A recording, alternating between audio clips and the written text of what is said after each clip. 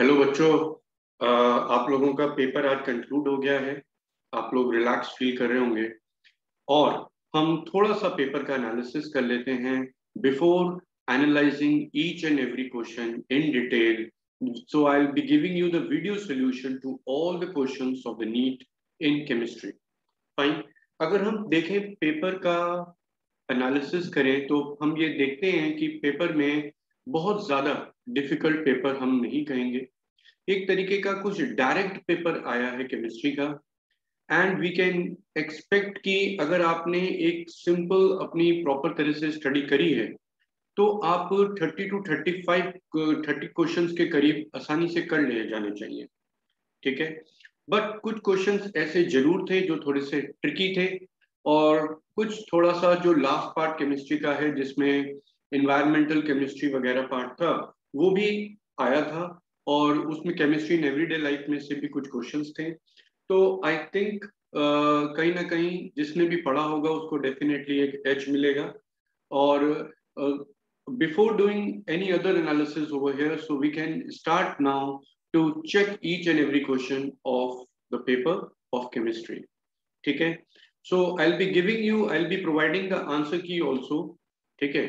But अभी जो हमारा मोटिव है वो ये है कि हम हर क्वेश्चन का एनालिसिस, उसका एक्सप्लेनेशन, उसको समझ सके in this case. Fine. So what we will be doing in this case, जो हमारा यहाँ पर सोल्यूशन है, ठीक है, हमारा जो सोल्यूशन है उसमें हम लोग एक एक क्वेश्चन, ठीक है ना, one by one all the questions will be discussed over here. Fine. So let us start doing the things over here. यहाँ पर अगर हम चलते हैं तो हम ये कह सकते हैं कि क्वेश्चन नंबर फर्स्ट से हम लोग स्टार्ट करते हैं। सब कोड पेपर के अलग अलग होंगे, दैट इज पॉसिबल। ठीक है ना। और हम लोगों को उससे मतलब नहीं है। We are just focusing on the questions that are there over here. ठीक है ना। तो यहाँ पर हम सबसे पहला क्वेश्चन जो डिस्कस करने जा रहे हैं उसको हम देखें। सबसे पहले कह रहा है right option for the number of tetrahedral and octahedral voids in hexagonal primitive unit cell. अगर हम हेक्सागोनल प्रिमिटिव यूनिट सेल की बात करते हैं तो you know that the value of the effective number of atoms in case of HCP unit cell is equal to 6, where the lattice points are at the corners, at the face centers and at the body centers. जितने number of atoms होंगे, ठीक है ना, whatever be the value of Z that is there over here, we can say कि number of tetrahedral voids जो होंगे that is equal to double of this, और number of octahedral voids भी कितने होते हैं that is equal to 6. So for the first question, we can conclude that the correct answer is the first option. Fine. Let's move to the further question. Question number second over here. It's a very common question asked in the JEE also and mains also. JEE mains में ये पूछा गया है कई बार, इसको अलग अलग तरीके से पूछा गया है। And the question is asking about the comparison of zirconium and hafnium over here. It is saying that they have similar atomic and ionic radii. What is the reason for that? हमें पता होना चाहिए कि zirconium से जब hafnium की तरफ जाते हैं तो यहाँ पे f ऑर्बिटल्स जो हैं हॉफनियम में, f ऑर्बिटल्स में इलेक्ट्रॉन चले जाते हैं, और f ऑर्बिटल्स जो हैं because of their shapes they show the poor screening effect. Because of this, we observe that the size of hafnium will not be as much as it is expected over here, and we are observing it to be similar to each other. Zirconium और hafnium का size क्या होता है? Same होता है। ठीक है ना। तो ये बहुत ही कॉमन क्वेश्चन है अगर हम कहें, ठीक है ना। जेई मेंस में भी पूछा गया है, जेई एडवांस में भी पूछा गया है, और इसका जो करेक्ट आंसर है वो क्या हो गया? Lanthanoid contraction. You know that it is existing because of the improper shielding of the f orbital electrons over here. Question number third देखें जो गैस लॉस पर बेस्ड है, और यहाँ पर ग्राफ प्लॉट किया गया है P और V के बीच में। सबसे पहली चीज तो जो पता होनी चाहिए वो ये कि प्रेशर और वॉल्यूम में जो रिलेशन थी वो क्या थी कि PV is equal to constant था। ठीक है ना। PV इक्वल टू कॉन्स्टेंट का मतलब होता है कि P1 V1 equal to P2 V2, और जो नेचर ऑफ ग्राफ आता है उसमें वो किस तरीके का आता है it is like this we are having, ठीक है ना. So whenever the graph is plotted between pressure and the volume V, this is the kind of the graph that we obtain. और हम ये ऑब्जर्व करते हैं that in this case what is happening over here, जैसे जैसे temperature increase होता है ये ग्राफ K की वैल्यू बढ़ती है, और K की वैल्यू बढ़ने का मतलब ये है कि ये ग्राफ ऊपर की तरफ शिफ्ट होता रहेगा, ठीक है ना. So what we can say, the correct answer for question number 3 will be the first option over here. Fine. Question number 4, it is a question based on the surface chemistry paper. बहुत ही balanced paper था, कोई ऐसा chapter नहीं था जिसको touch ना किया गया हो. So those students who are aspiring for the NEET in the next year, they should keep this thing in mind that they should do each and every chapter, ठीक है ना. किसी भी चैप्टर को आप इग्नोर नहीं कर सकते, हर चैप्टर में से क्वेश्चन आया है, ठीक है ना. क्वेश्चन नंबर 4 में देखें तो right option for the statement that is Tyndall effect. Tyndall effect is actually the property of the colloidal solution, ठीक है ना. कोलॉइडल सॉल्यूशन की प्रॉपर्टी है ये, जिसमें कि हम ये कहते हैं कि कोलॉइडल पार्टिकल का जो साइज रेंज होता है that is between 1 nanometre to 1000 nanometre. Starch solution, you must be knowing, it is a lyophilic solution or lyophilic colloid that is there, and we say observe this thing that this particular lyophilic colloidal solution is definitely showing the Tyndall effect over here. So question number 4 का जो answer है that is the starch solution. Question number 5 पे अब हम आते हैं. इसमें CP और CV थर्मोडायनेमिक्स पर बेस्ड क्वेश्चन आया है. CP और CV का कंपैरिजन है. You must be knowing this thing कि CP और CV क्या है. Molar heat capacities at constant pressure and constant volume. For 1 mole of an ideal gas CP minus CV की वैल्यू किसके बराबर होती है, that is equal to R के बराबर, ठीक है ना. CP और CV में ये भी रिलेशन होती है कि CP by CV equal to gamma होता है, बट यहाँ पर यूनिवर्सल गैस कांस्टेंट के साथ रिलेशन बताई गई, पूछी गई है. So we will say the correct answer to this is the third option, that is CP minus CV equal to R, ठीक है. हमने जो यहाँ पर solutions हम लोग questions जो जिस sequence है, it is of a particular set और different sets होंगे, तो उसमें sequencing definitely अलग अलग होगी, but we are just discussing only 50 questions which have come in chemistry. Question number 6 की हम बात करें तो it's also the question that is based on NCERT. NCERT में ये बहुत clearly mentioned है कि जो बेरिलियम क्लोराइड है, जब हम केमिकल बॉन्डिंग पढ़ते हैं तो हम पढ़ते हैं कि बेरिलियम क्लोराइड जो है it is linear in shape with a bond angle of 180 degree, where beryllium atom is found to be sp hybridized over here, ठीक है.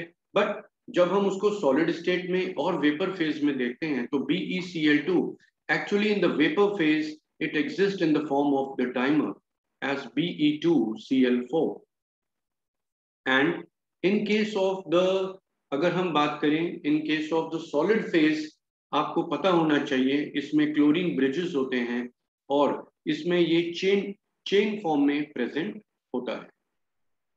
Is it clear to you? तो बेरिलियम क्लोराइड में यहाँ पर हम लोग कहते हैं कि ब्रिजेस होते हैं इस तरीके के, 3 सेंटर 2 इलेक्ट्रॉन बॉन्ड्स की प्रेजेंस होती है, इस तरह से स्ट्रक्चर होता है, that is the chain structure that is having. So in the vapour phase it is in the dimeric phase, dimeric form, and in the solid phase it is existing in the chain like structure. अब हम बात कर रहे हैं यहाँ पर एक question की जो कि ट्रीटियम के बारे में है. ट्रीटियम आप सब लोगों ने सुना होगा कि ट्रीटियम क्या होता है, एक रेडियो एक्टिव आइसोटोप होता है, ठीक है ना. Tritium radio active, radio tracer भी बोलते हैं इसको हम, ठीक है ना. इसके आंसर की जहां तक बात करें, इसका आंसर तो बीटा पार्टिकल है. सो it is definitely be emitting the beta particle from here in this case, ठीक है ना. तो ये यहाँ पे क्या फॉर्म करने वाला है, it is going to form, it is ये क्या हो जाएगा, दिस इज इक्वल टू, यहाँ पर जब ये 1 है और ये -1 है, ठीक है ना. तो आई शुड से दैट कि यहाँ पे ग्रुप डिस्प्लेस हो जाएगा, और इसको हम रिएक्शन भले ही ना लिखें, बट हमें ये बात पता जरूर होनी चाहिए कि ट्रीटियम जो है ये low energy beta parameter, beta emitter होता है, ठीक है ना. It is commonly used as a radio tracer, इसको रेडियो ट्रेसर की तरह इस्तेमाल किया जाता है रिसर्च में और सेल्फ पावर्ड लाइटिंग्स में, ठीक है ना. So it's a very common radio tracer that is being used. An advantage of this the low energy of the decay is that it is easy to shield, इसको shield करना आसान है, since the low energy electrons penetrate only to the shallow depths, ठीक है ना. तो वो इसका एक एप्लीकेशन है, radio as a radio tracer की तरह उसे कैसे इस्तेमाल किया जाता है. But as far as this question is concern, the answer to this is we have discussed it to be the beta particle.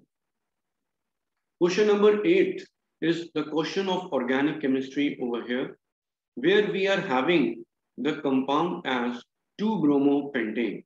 This is a reaction which is done, dehydrohalogenation हम लोग करते हैं, और dehydrohalogenation जब हम करते हैं तो हम कहते हैं कि यहाँ से बीटा पोजीशन से हाइड्रोजन का एलिमिनेशन होता है, ठीक है ना. और अगर मैं यहाँ पे बात करूं कि कौन कौन से प्रोडक्ट्स फॉर्म हो सकते हैं, ठीक है ना, तो यहाँ पर जो प्रोडक्ट फॉर्म होगा, दिस प्रोडक्ट फॉर्मेशन, वो कह रहा है कि in this case there is a possibility of the formation of this product that is 2-pentene over here, ठीक है ना. और यहाँ पर अगर हम चेक करें, this is 2-bromo that we are having, और दूसरा जो प्रोडक्ट बन सकता है यहाँ पे वो 1-pentene है, ठीक है ना. So what will be the answer to this? Which is the major product over here? That is pentoene. Although question is not asking you about the major product, it is just asking that which rule it is following. So we will say that it is following Sidzev rule, जिसके accordingly ये कहा जाता है कि वो alkene जो ज्यादा substituted होता है वो प्रीडोमिनेट करता है, ठीक है. This is again next question, that is question number 9 is again a very good question, that is boron trifluoride का स्ट्रक्चर पूछा गया है, ठीक है ना. बोरोन ट्राइफ्लोराइड एक लूइस एसिड भी होता है. क्यों होता है? क्योंकि इसकी ऑक्टेट कंप्लीट नहीं होती, ठीक है ना. It is having only 6 electron in its outermost orbit. It has an incomplete octet yet stable and existing structure, that is boron trifluoride. It is planar structure, boron 3 bond form कर रहा है. It has 3 sp2 hybrid orbitals that are there, and what will be the answer to this particular question? It is sp2 and it is 6 over here. Question number 10th में आपको एक compound acetone दिया गया है. हम ये बात classes में बच्चों को बार बार बताते हैं कि formaldehyde gives 1 degree alcohol, other aldehydes gives 2 degree alcohol, ketones give 3 degree alcohol when they react with organometallic compound, that is Grignard reaction. तो यहाँ पर जो अल्कोहल फॉर्म होता है वो कौन सा अल्कोहल है? It is a tertiary alcohol that is formed over here. और यहाँ पे क्या होगा? It will be forming CH2 CH3. This is the product that is formed over here, ठीक है ना. इस प्रोडक्ट फॉर्मेशन में हम लोगों को पता है कि यहाँ पे अल्कोहलिक ग्रुप प्रेजेंट है, and being the alcoholic group over here, we can say कि यहाँ पर क्या होगा? इस कंपाउंड का IUPAC नेम क्या होने वाला है? इट इज 2-methyl, ठीक है ना. It is 2-methyl, it is butane 2-ol, ठीक है ना. So we have mentioned how we have done the nomenclature over here, and ये बात यहीं से ही क्लियर हो जाती थी क्योंकि कीटोन की रिएक्शन ग्रिग्नार्ड के साथ हो रही है, तो डेफिनेटली यहाँ पे टर्शरी अल्कोहल ही बनना था. Question number 11 is again a fact-based question, that is RBC deficiency is the disease of B12, that is the vitamin over here, and the correct answer is the second one. Question number 12 is electrochemistry based question. कोलरॉस law पर based है. हम sodium acetate, NaCl और HCl की molar conductivity अगर infinite dilution में जानते हैं और एसिटिक एसिड के लिए वैल्यू निकालनी है तो we add the value for sodium acetate and और किसकी ऐड करेंगे? HCl की मोलर कंडक्टिविटीज को ऐड करेंगे and we will subtract the value for NaCl over here, ठीक है. So what will be the answer to this? It is 426.16 plus 91, और इसमें से सब्ट्रैक्शन करेंगे -126.45 का, ठीक है ना. इसको सिंप्लीफाई करेंगे, so this is again a common question that is based on Kohlrausch law. Acetic acid की molar conductivity at infinite dilution is equal to 390.71. ठीक है। क्वेश्चन नंबर 13 की हम बात करें, इसमें कहा गया इनकरेक्ट स्टेटमेंट के बारे में, ठीक है ना।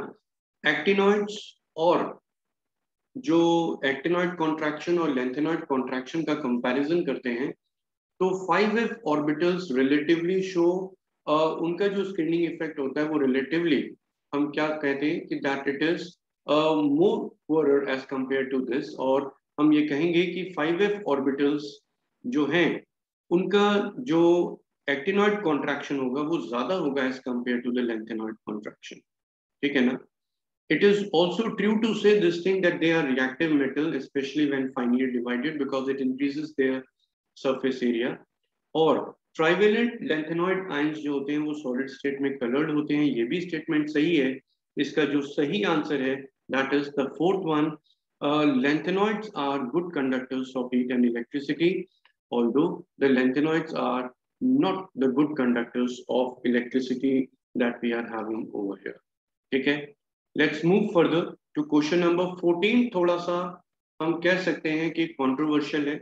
Let's see what NTA will take up in what call they will take up in this particular question. It is doing the comparison of HF, HCl, HBr and HF.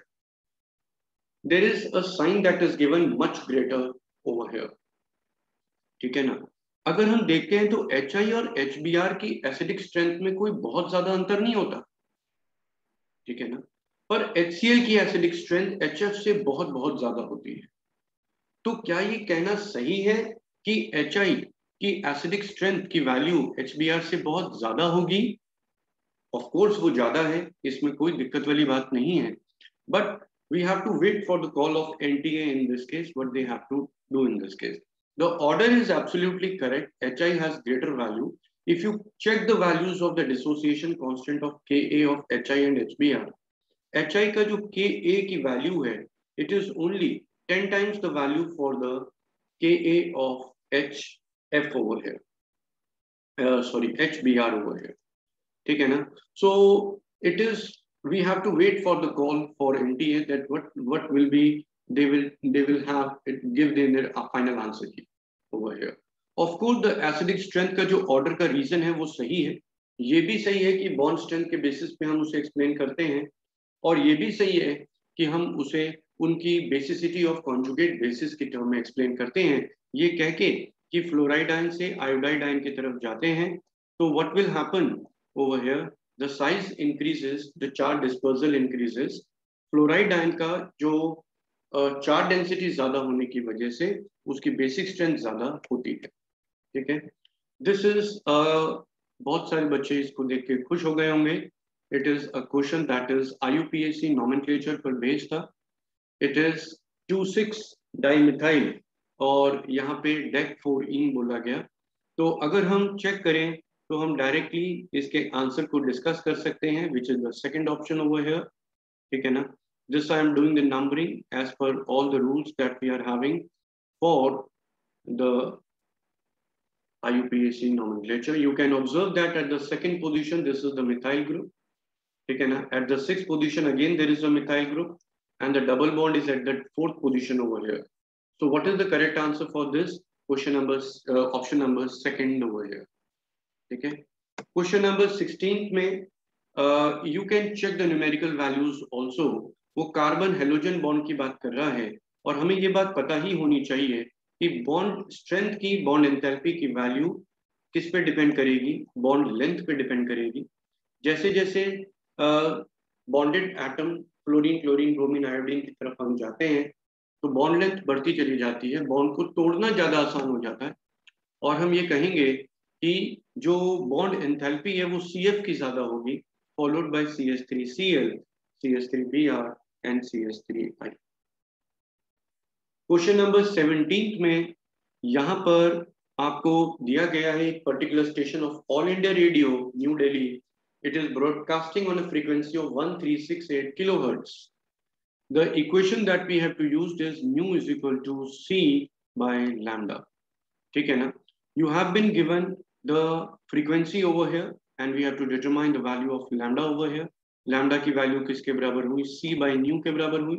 और हम लिख सकते हैं कि velocity of light is 3 into 10 to the power 8. It is given in the question. Divided by frequency that is given is 1368 into 10 to the power 3. ठीक है. इसको हमें सिंप्लीफाई करना है to obtain the value of lambda in the units of meters. And if you solve this thing, the correct answer to this is the third option, that is 219.2 meter. Question number 18, based on ionic equilibrium, we are having a base that is dimethylamine and we are having an acid that is acetic acid over here. ठीक है ना. आपसे बोला गया कि correct option for the pH of the solution in this case. ठीक है ना. यहां पर आपके पास जो इक्वेशन होती है वो किसके बराबर होती है, pH इज इक्वल टू अब P के W बाई 2 प्लस P के A माइनस P के B. ठीक है ना, माइनस P के B, और इसका हम क्या करते हैं, हाफ कर देते हैं. ठीक है ना. अगर हम चेक करें, अगर मान लो सपोज अगर आप इनकी pK और pKb की वैल्यू देखो तो हमें देखना चाहिए कि pKa की वैल्यू जो है, ठीक है ना, वो ग्रेटर है एज कंपेयर टू pKb.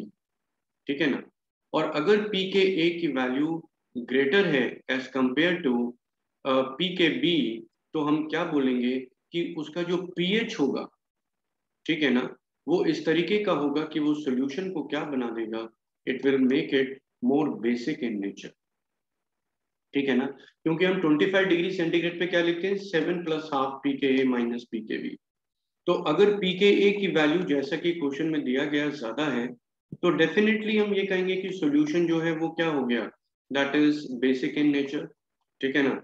और यहाँ पर अगर हम चेक करें तो in this particular case we will see that it is basic, और आप वैल्यू भी निकाल सकते हो इन दिस पर्टिकुलर केस. ठीक है ना.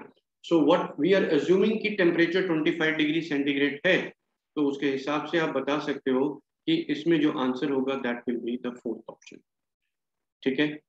क्वेश्चन नंबर 19, यहां पर क्वेश्चन लिक्विड सॉल्यूशंस पर बेस्ड है. ठीक है ना.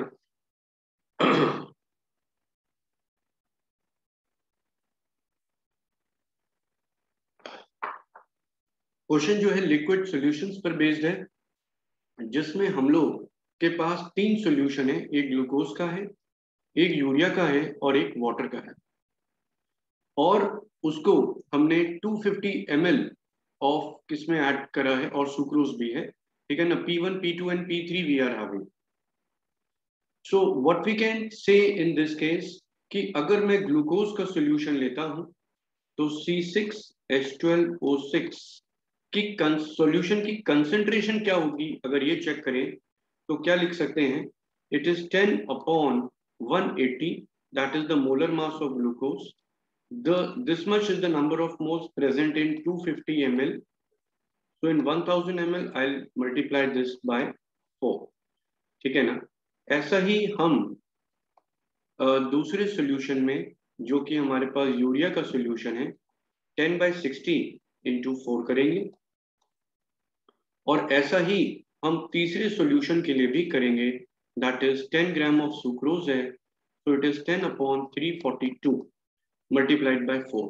All these are representing the concentrations of the 3 solutions P1, P2 and P3, that is of glucose, urea and sucrose in this case. ठीक है ना. हमें पता होना चाहिए कि जहां पर मोलर मास ज्यादा उसकी कंसेंट्रेशन कम हो जाएगी. जहां मोलर मास कम कहां पर है, molar mass is less in which case, it is in case of urea. और ये वैल्यू डिनोमिनेटर सबसे कम हो गया तो हम कहेंगे कि C2 की वैल्यू सबसे ज्यादा हो गई, उससे कम वैल्यू C1 हो गया, और सबसे छोटी वैल्यू C3 हो गई. इसके बेसिस पे हम कह सकते हैं कि जो ऑस्मोटिक प्रेशर होगा यूरिया वाले सॉल्यूशन का वो सबसे ज्यादा है, उसके बाद ग्लूकोज का है, उसके बाद सुक्रोज का है. So the correct answer P2 greater than P1 greater than P3. Second option is the correct answer for this. Question number 20 थोड़ा सा मेमोरी बेस्ड क्वेश्चन था और मेरे हिसाब से बहुत से बच्चे हो सकता है इसमें गलती करके आए हों। 14 टाइप्स ऑफ ब्रेविस लैटिसेस जो हम लोग डिफाइन करते हैं, तो उसमें एक क्यूबिक, एक टेट्रागोनल, ठीक है, और एक ऑर्थोरोम्बिक। ऑर्थोरोम्बिक ऐसे 3 क्रिस्टल सिस्टम थे जिनमें हमने ये ऑब्जर्व किया कि इनमें बॉडी सेंटर्ड प्रेजेंट है। That is the reason why for 20 the correct answer is the first one. Question number 21 को अगर हम चेक करें तो 21 में this is basically the question that is based on the blast furnace की reaction जो हम लोग डिस्कस करते हैं in case of the extraction of iron over here, ठीक है ना।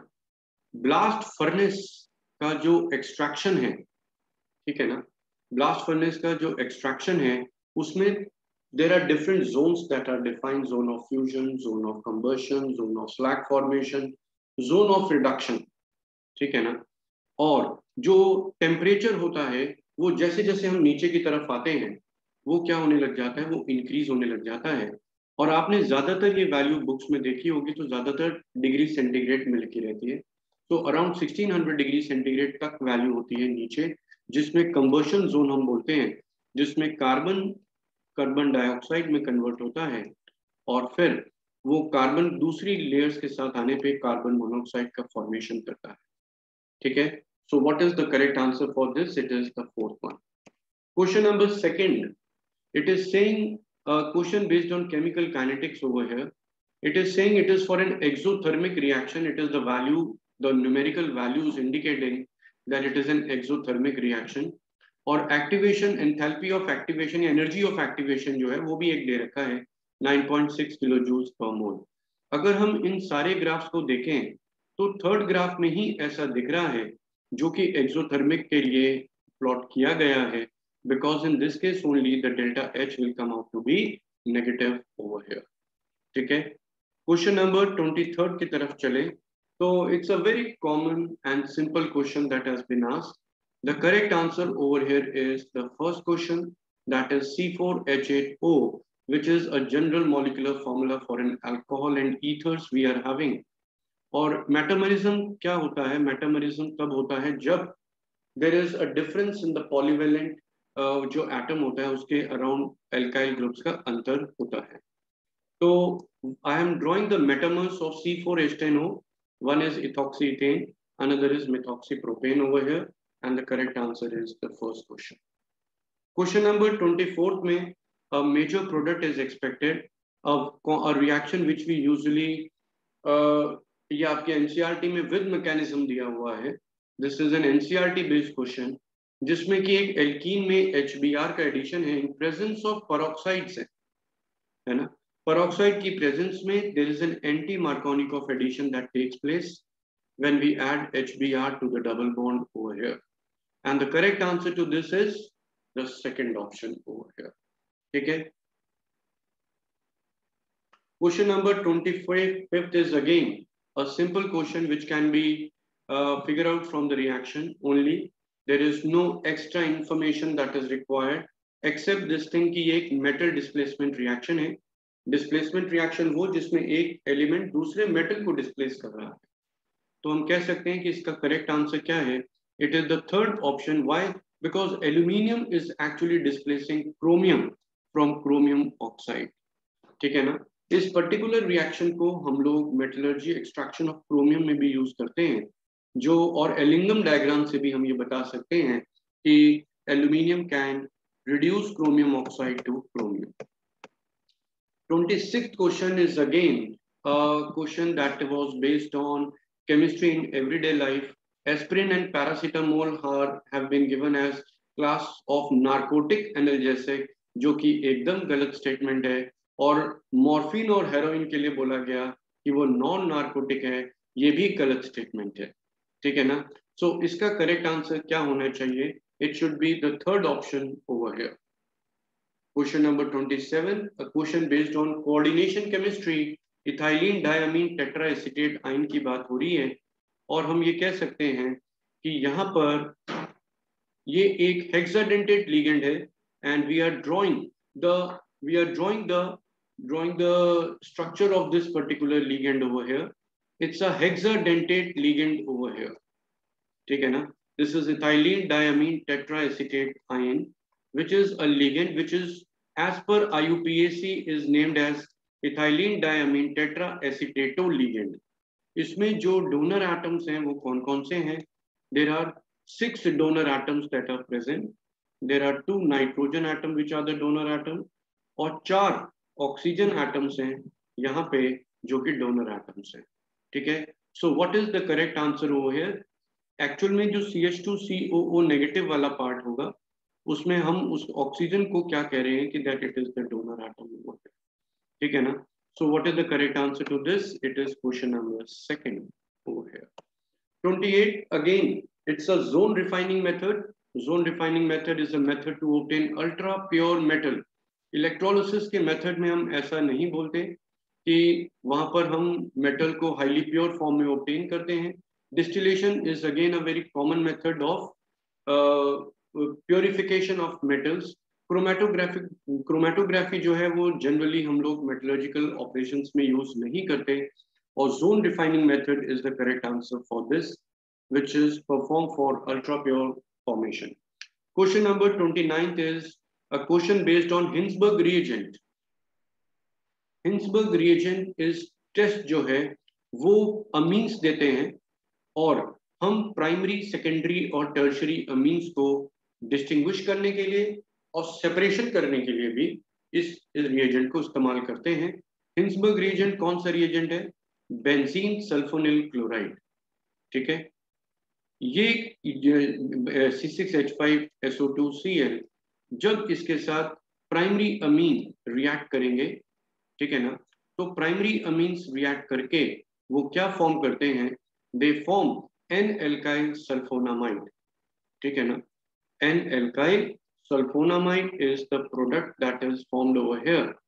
और आपसे ये भी कहा गया कि it gives a solid which dissolves in alkali. Yes, this is soluble in alkali because of this acidic hydrogen we are mentioning over here. This acidic hydrogen is not present in case of secondary amine. और tertiary amines तो definitely Hinsberg reagent के साथ react करेंगे ही नहीं. ठीक है ना. तो इसको आंसर कंफर्म कर दें. इसका आंसर प्राइमरी अमीन वाला होना चाहिए.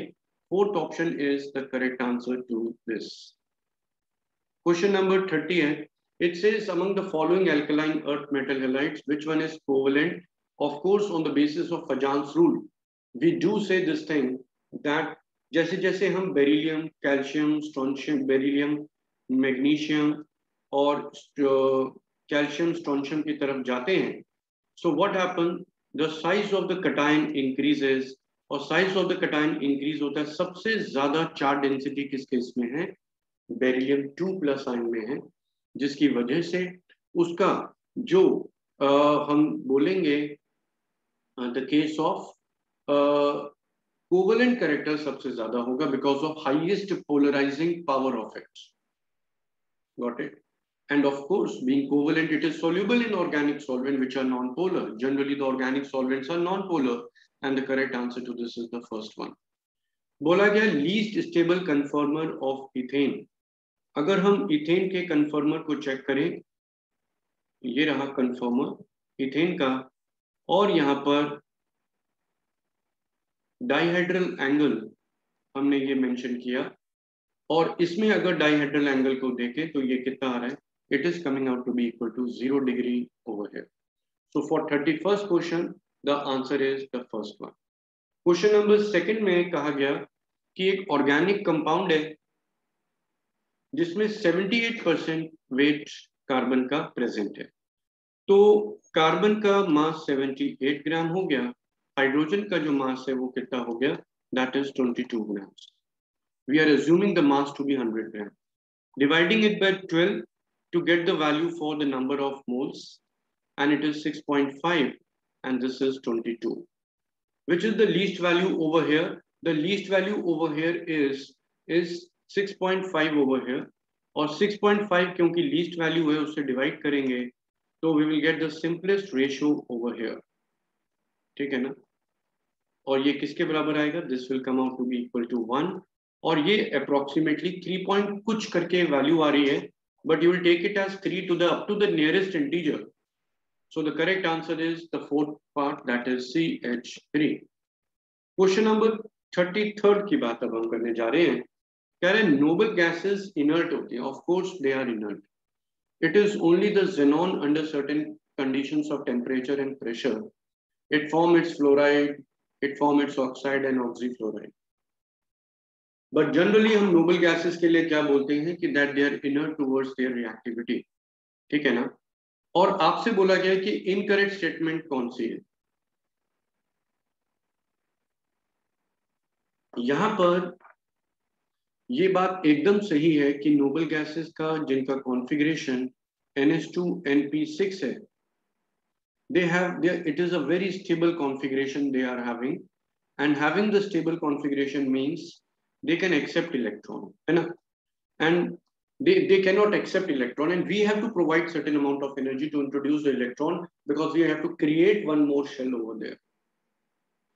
Fine. Noble gases have weak dispersion forces, ये भी सही है ना. They are actually non-polar. There are London forces, there are dispersion forces over there, and because of very weak dispersion forces over there, we say they have low melting and boiling points, not very high. So we can say कि इसका correct answer क्या होगा. It is the third option as you have been asked the incorrect statement over here, ठीक है. Question number 34 की तरफ चले, जो कि एक बहुत सिंपल क्वेश्चन है. बच्चों को अच्छा लगा होगा ये क्वेश्चन देख के. It was a scoring question जिसमें बस सीधा सीधा ये पूछ लिया गया कि कौन सा एग्जांपल है एडिशन पॉलीमराइजेशन का.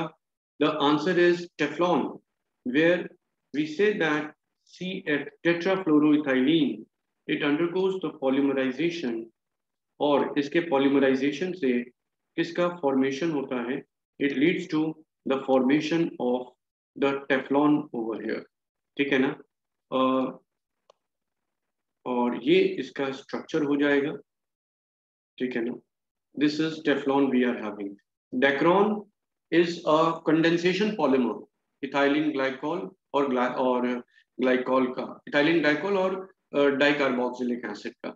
Nylon 6,6 is again a polyamide which is formed by the condensation polymerization of adipic acid and hexamethylene diamine. Novolac is the linear chain polymer that is formed by the formaldehyde and phenol over there, which can further form the bakelite. 35th question की बात करें तो 35th question में कुछ structures दिए गए हैं left side में, एंड उसकी शेप के से उसे हमें मैच कराना है.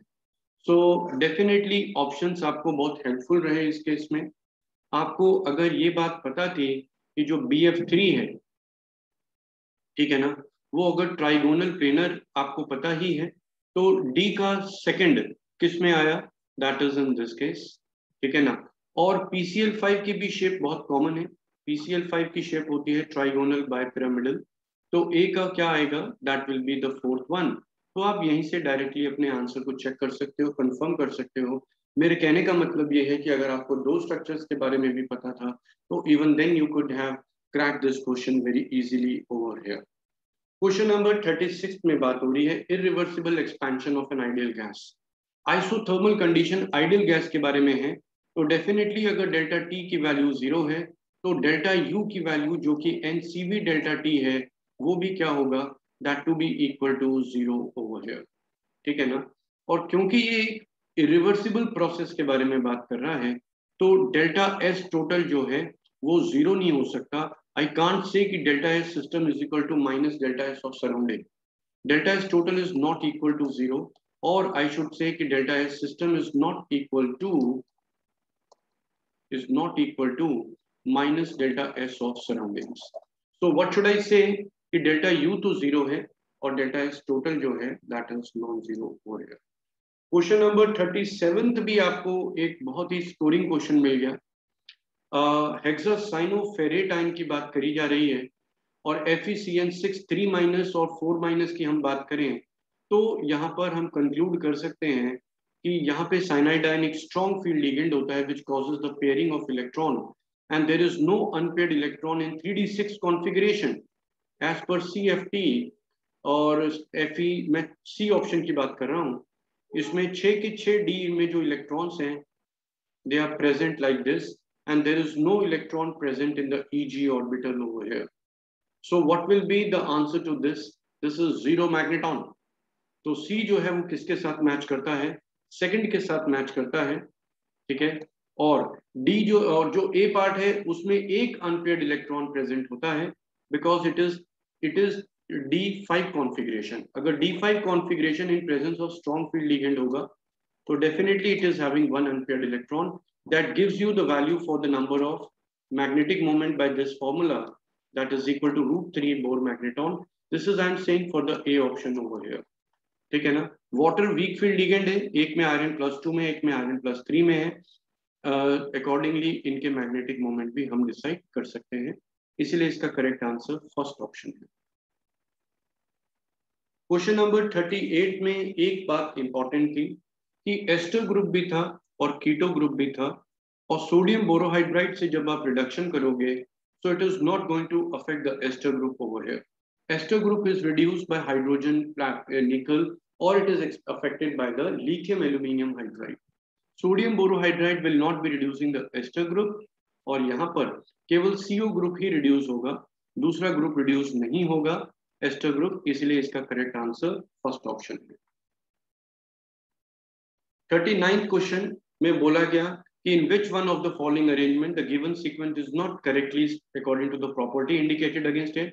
इसका करेक्ट आंसर जो है that is, मैं इसके करेक्ट आंसर की ही बात कर रहा हूं केवल, ठीक है। if you want the explanation in the other part you can give me the call on the comment box, आप वहां पे लिख सकते हैं and I'll be explaining you for that particular part. The correct answer is third. Why? Because H2TE सबसे strong acid है, followed by H2SE, followed by H2S, followed by H2O, which is explained on the basis of the basicities of the conjugate bases. OH minus is the strongest base, therefore its conjugate acid is the weakest acid. तो H2TE की value सबसे ज्यादा है Ka की, pKa की नहीं, ठीक है ना, इसीलिए थर्ड आंसर हो गया इसका, क्योंकि इनकरेक्टली मैच्ड है, ठीक है। Question number 14 is a reaction of the preparation of alkane soda lime decarboxylation taking place, loss of CO2 using NaOH and CaO, ठीक है। Question number 41 में बोला गया which of the following is non-polar, non-polar का मतलब जिसका dipole moment 0 आ जाए, ठीक है ना। तो SbCl5 को अगर हम देखते हैं तो वो उसका स्ट्रक्चर जो आता है वो ट्राइगोनल बाइपिरामिडल आएगा, और डेफिनेटली इस तरीके के मॉलिक्यूल का, क्योंकि क्लोरीन ज्यादा इलेक्ट्रोनेगेटिव एटम है, इन दोनों क्लोरीन का, क्योंकि ये सिमेट्रिकल मॉलिक्यूल है तो डायपोल मोमेंट 0 होना ही चाहिए था। क्लोरीन और एंटीमनी में डायपोल मोमेंट की डायरेक्शन इधर होगी और इस एंटीमनी इधर की इधर होगी, तो ये दोनों एक दूसरे को कैंसिल कर देंगे, और ये तो एक दूसरे को ऑलरेडी कैंसिल आउट कर ही रहे हैं। So what is the correct answer to this? It is the fourth option, that is SbCl5, ठीक है। क्वेश्चन नंबर 42 को भी आप देख सकते हैं, ठीक है ना। It's a simple environmental chemistry पर बेस्ड क्वेश्चन है। ओजोन डिप्लीशन में फ्री रेडिकल्स का फॉर्मेशन होता है, ठीक है ना। स्मॉग फॉर्मेशन में NO2 का डिसोसिएशन होता है, और उसके अकॉर्डिंगली आप इसके आंसर को भी मैच कर सकते हैं।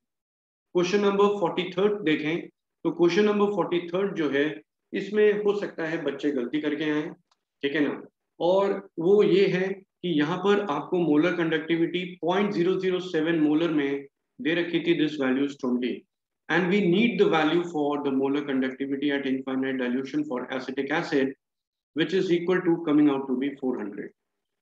अल्फा डिग्री ऑफ डिसोसिएशन किसके बराबर होता है? Molar conductivity at particular concentration divided by at infinite dilution, so it is equal to 20 by 400, and we will say it is coming out to be 1 by 20, that is 0.05. So it's a very small value, negligible in comparison to 1. It's an acetic acid, weak acid, binary acid, binary electrolyte. तो के ए का expression क्या होता है उसके लिए, it is K A is equal to alpha square C upon 1 minus alpha, और 1 minus alpha को 1 के बराबर लिखा जा सकता है, और के ए की वैल्यू किसके बराबर आएगी, it will come out to be equal to alpha square C over here. ठीक है ना, अल्फा की वैल्यू किसके बराबर है, यहाँ पे 0.05 के बराबर है। मैं एक बारी और कैलकुलेशन इसकी चेक कर लेता हूँ, 0.05 इंटू 0.05 और मल्टीप्लाइड बाय कंसेंट्रेशन होगा 0.007।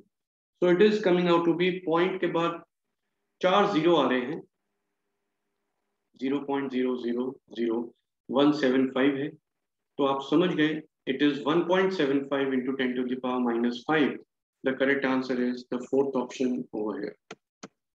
Question number 44, a direct gaseous state based question. Total number of moles निकालने हैं, 4/32 हो गया प्लस 2/2 हो गया, so this is equal to 1.125 we are getting as the total number of moles। और total volume निकालेंगे तो कैसे निकालेंगे, PV is equal to nRT से we will write nRT upon P। हमें क्या निकालना है, हमें निकालना है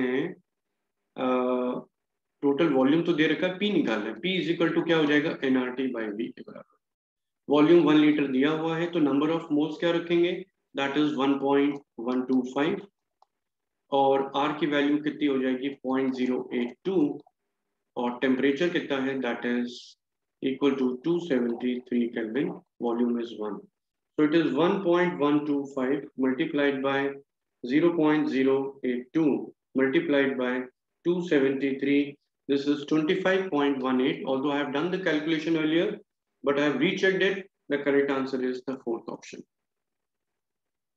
45th क्वेश्चन में आपको ये भी डायरेक्ट क्वेश्चन था, there is some information missing in this particular question over here. Benzene और ऑक्टेन, इन दोनों को हमने क्या करा है, we have mixed both of them.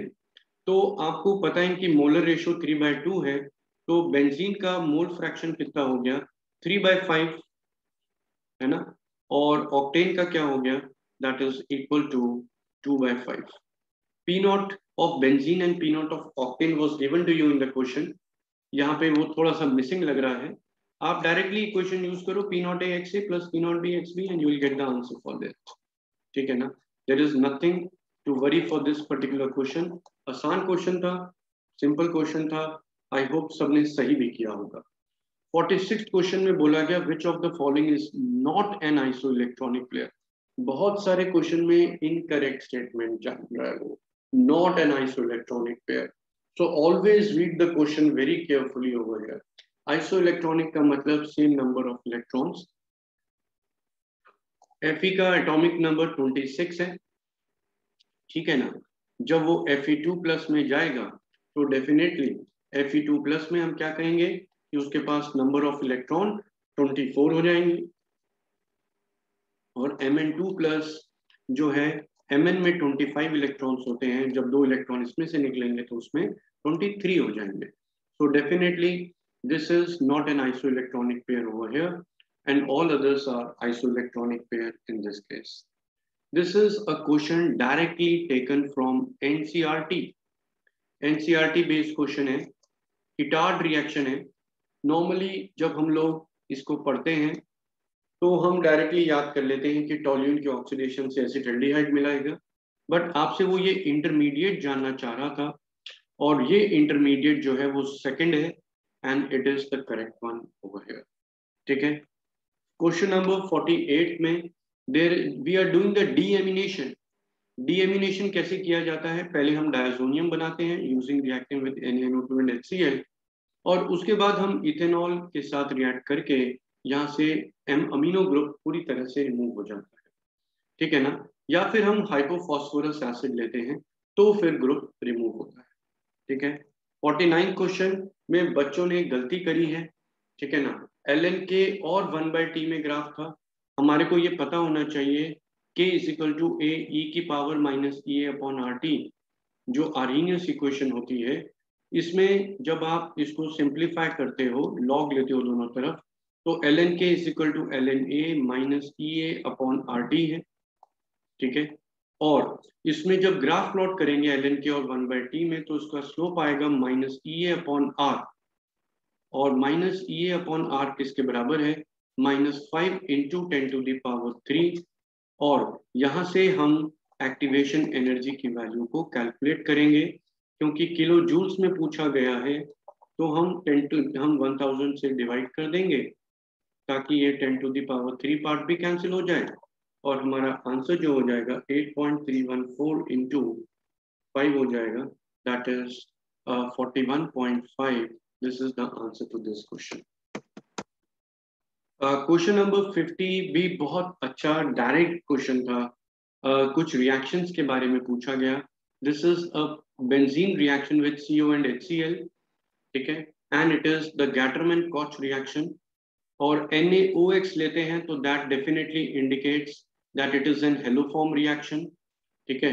और अल्कोहल और एसिड की रिएक्शन सल्फ्यूरिक एसिड के साथ रिएक्ट करेंगे, तो it forms the ester and this is known as esterification reaction. और लास्ट रिएक्शन जो है वो H3Z रिएक्शन है। कोई भी दो इक्वेशंस का आपको आइडिया होगा तो you will be able to get the answer for this particular question, ठीक है। तो यहाँ पर ए पार्ट जो है वो सेकंड के साथ मैच करता है, यहीं से ही आंसर, और इसका आंसर क्या हो गया, फर्स्ट वाला हो गया, ठीक है ना। तो हमें ये चीज समझनी चाहिए कि पेपर जो था that was, I can't say that this was very tough paper, एक मॉडरेट पेपर था, ठीक है। हम और थोड़ा और सही से कहें तो कंपैरेटिवली सिंपलर पेपर था। ऐसा नहीं है कि आप ये सोचो कि आप एनसीईआरटी कर लोगे तो आप सारे क्वेश्चंस कर लोगे। ये एक मिसकॉन्सेप्शन है, ये परसेप्शन गलत है कि आप ये सोचो कि एनसीईआरटी बेस्ड पेपर था। ऐसा हो सकता है कि इन 50 क्वेश्चंस में से 2, 4, 5 क्वेश्चंस हों जो डायरेक्टली एनसीईआरटी से लिए गए हों, ठीक है ना। बट आपको एक थोरो प्रिपरेशन की जरूरत होती है, ठीक है ना। एग्जाम टाइम के कंस्ट्रेंट में सारी चीजों को रिकॉल करने के लिए प्रैक्टिस की रिक्वायरमेंट है। And you should not keep on thinking this thing कि हम एनसीईआरटी कर लेंगे तो will be able to do and attempt all these types of questions over here, ठीक है। So I wish all the best to all the students for their results. अब आप relax करो, ठीक है, एंड थैंक यू।